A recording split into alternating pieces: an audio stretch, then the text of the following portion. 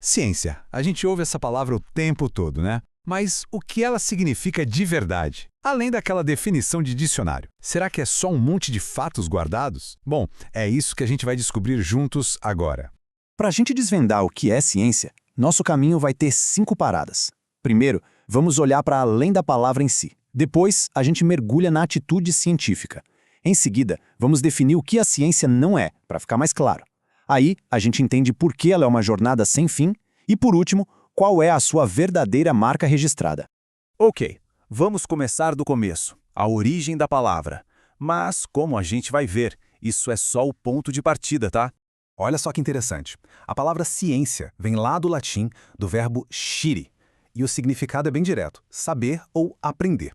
Essa é a raiz de tudo, o entendimento mais básico que a gente tem. E é aqui que a provocação começa. Peraí, será que só o fato de saber alguma coisa já faz daquilo ciência? A resposta, claro, é um pouquinho mais complicada e, com certeza, muito mais legal.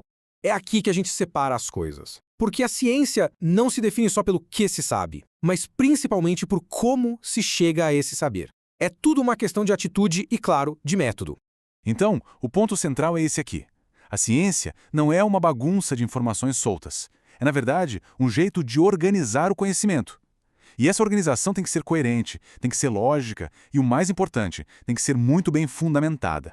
E como é que essa organização funciona na prática? Bom, ela se baseia em alguns pilares. Primeiro, atitudes racionais. Segundo, procedimentos que seguem um sistema. Terceiro, a busca por resultados que qualquer um possa verificar. Também exige muito rigor no método e, talvez o mais essencial de tudo, uma análise supercrítica dos dados. É um sistema bem robusto, né? E com o tempo, a ciência foi ganhando vários papéis na sociedade, desde melhorar o conhecimento que a gente já tem, descobrir fatos totalmente novos, até desafiar superstições e, claro, usar todo esse saber para criar aplicações práticas que melhoram a vida das pessoas.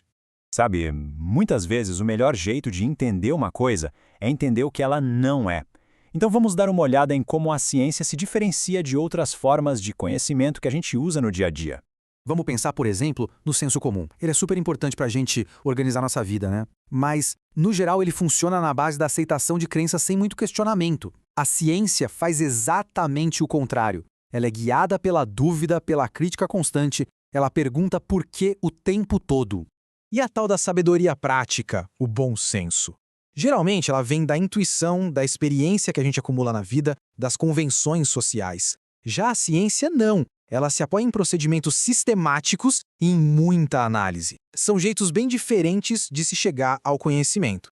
E a ideologia? Bem, o objetivo principal da ideologia é justificar posições políticas e sociais. A ciência, por outro lado, mesmo sendo feita por pessoas que vivem na sociedade, usa seus métodos justamente para tentar diminuir as distorções e chegar mais perto de um entendimento da realidade como ela é. Isso tudo nos leva a um ponto que é simplesmente fascinante. A ciência não é uma coisa pronta, estática. Ela é um processo, uma coisa viva, que está sempre em movimento. É muito importante ter isso em mente. O conhecimento científico não é um produto final, fechado numa caixa. Ele é um processo histórico, dinâmico, que não para de se desenvolver. O que a gente sabe hoje é só a base para uma descoberta ainda maior amanhã. Para a gente entender melhor essa evolução, existe um conceito-chave, o de paradigma. Um paradigma, de forma bem simples, é a teoria ou modelo que domina uma área da ciência em um certo período, guiando todas as pesquisas. E olha só que legal o ciclo de vida de um paradigma. Ele surge, se consolida, vira um jeito padrão de pensar, mas aí o tempo passa, novas evidências aparecem e ele pode entrar em crise. E essa crise leva a uma reformulação, a um novo paradigma. É um ciclo sem fim de construção e reconstrução do saber. Então, se a ciência está sempre mudando, o que garante a sua validade? Isso nos leva à sua marca registrada, os critérios que ela usa para se validar. Uma das fontes que usamos para esta análise resume isso perfeitamente. A citação diz o seguinte: o conceito de ciência torna-se mais claro quando são analisadas suas características fundamentais, expressas nos chamados critérios de cientificidade. Ou seja, existem padrões bem claros que definem o que pode ser chamado de conhecimento científico. E isso tudo deixa a gente com uma reflexão final, né?